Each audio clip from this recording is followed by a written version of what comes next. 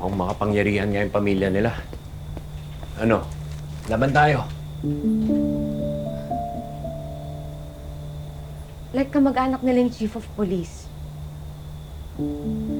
Tapos yung kaibigan nila at tatay nun, may-ari ng eskwelahan. Yung isa naman, nanay niya, judge. Parang lahat hawak nila, like eh. E di mag-isip tayo ng ibang paraan. Like, hindi mo ba nakikita?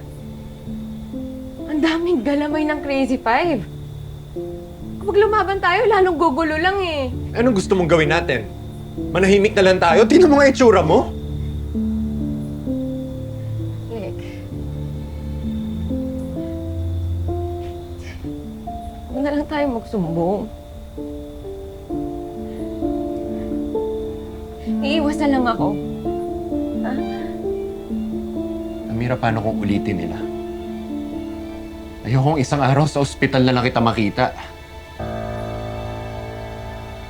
Gusto nga ako, baka mag-away lang tayo dito eh. Like,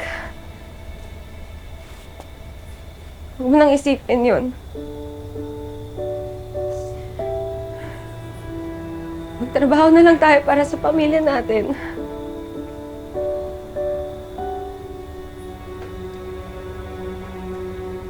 Adyo lang ng adyo.